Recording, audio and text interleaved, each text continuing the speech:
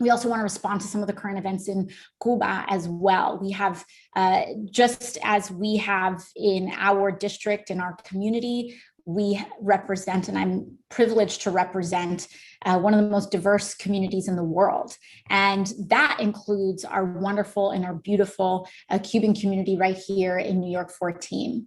You know, one of the things that's extraordinarily important and that we have seen is the rise of everyday people in the island of Cuba, and Cubans, just everyday working class Cubans and Cubans all across the island, standing up for their rights and standing up for to protest the intolerable conditions that have been happening on the island. This includes everything from the desperate lack of medical supplies and other key whether it's medical supplies, food, or other key materials or utilities throughout the island, particularly exacerbated during the pandemic. During the pandemic. I apologize. Sorry about that. So they are protesting the lack of materials during the pandemic, particularly the lack of medical supplies and other issues. And so one of the things that we're trying to accomplish, and one of the things that we want to make sure that we communicate, is our solidarity with the Cuban people. They have requested international solidarity with their movement, and we stand in strong solidarity. And one of the things that's important for us to discuss is some of the contributing factors into this situation. One thing that we must unequivocally condemn are anti-democratic actions on behalf of the Diaz-Canel administration.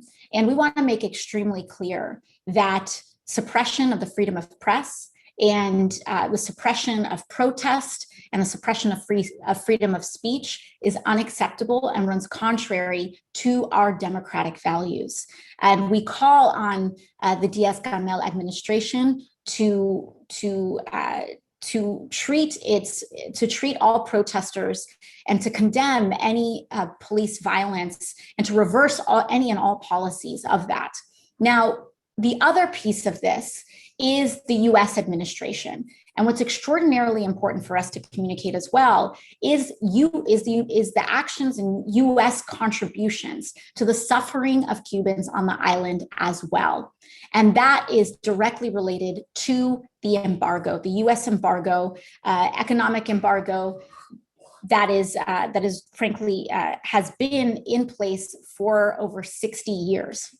Last month, once again, the UN voted overwhelmingly to call on the United States to lift its embargo on Cuba. And the United States was one of the only countries that voted no. The embargo, the US embargo, is absurdly cruel. And like other US policies, particularly other US policies targeting Latin Americans and Latinos, the cruelty is the point. And I outright reject the Biden administration's defense of the embargo, where they have said that they wanted to maintain the embargo as it is a source of leverage and pressure. There is no way where it is acceptable for us to use cruelty as a point of leverage against everyday people, period. Whether it's our border or whether it's the US embargo on Cuba, the cruelty is the point. And I want to make something very clear as well. The embargo has been escalating very recently. We had a point during the Obama administration where tensions between the US and Cuba were starting to thaw, and we were actually making progress in the relationship between the United States and Cuba in dismantling some of the pieces of the embargo, at least those actions that were accessible via the executive branch. Now, what happened during the Trump administration is that when the Trump administration came in, Trump not only reversed those steps of progress that Obama made, but he he essentially took us a few steps backwards in reversing those steps, but then he also declared Cuba a terrorist state. And in doing so, it added an additional 200 or so measures to the embargo, which included making it more difficult for medical supplies to reach the island, as well as many other critical supplies. Now, when the Biden administration came in, I wish Biden administration was restoring the progress made under the Obama administration. But frankly, it just seems that they are committing to Donald Trump's trajectory towards Cuba. And I find it unacceptable. We have not seen the reversal in the additional restrictive measures placed by Donald Trump. The Biden administration has not reversed those measures. And very critically, during the Obama administration, as one of the steps of progress that the Obama administration made was that the United States started to abstain from the UN vote, condemning the embargo. That was an extremely important step because the president and the presidency cannot reverse the embargo completely by themselves. That does take an act of Congress, and we support lifting the embargo against Cuba. Now, what the Biden administration decided to do, and this is where there is a direct escalation in aggressiveness towards Cuba by a Democratic administration, where the Biden administration stopped the Obama-era practice of abstaining from that vote.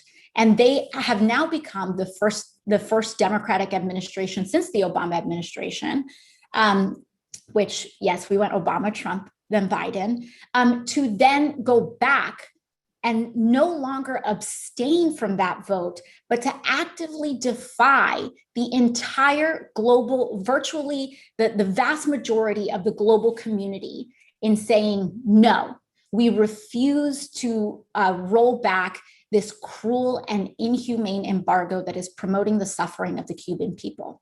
And so in this, our message is extraordinarily clear, is that we condemn the actions, the actions of suppressing freedom of the press and the anti-democratic actions of targeting protesters, violence against uprisings under the Diaz-Canel regime. But we also condemn the Biden administration's decision to continue to contribute to the suffering of working people across Cuba and the prevention and the upholding of elements of the embargo, as well as the additional Trump era restrictions that are making it harder for working people and everyday people across the island to access medical supplies, as well as other basic materials and supplies. And I think it's important for us to call out and to really acknowledge hypocrisy where it is. When the Trump administration added these additional restrictions, they were condemned. They were condemned by Democrats, and they were condemned by foreign policy experts. The message was extraordinarily clear during that time, and it was wrong when Trump did it, and it's wrong when Biden is doing it. And it's important for us to be able to say that and to be able to acknowledge when the Biden administration is doing something wrong, while also not allowing the targeting of protesters to be put off the hook by the government in Cuba as well.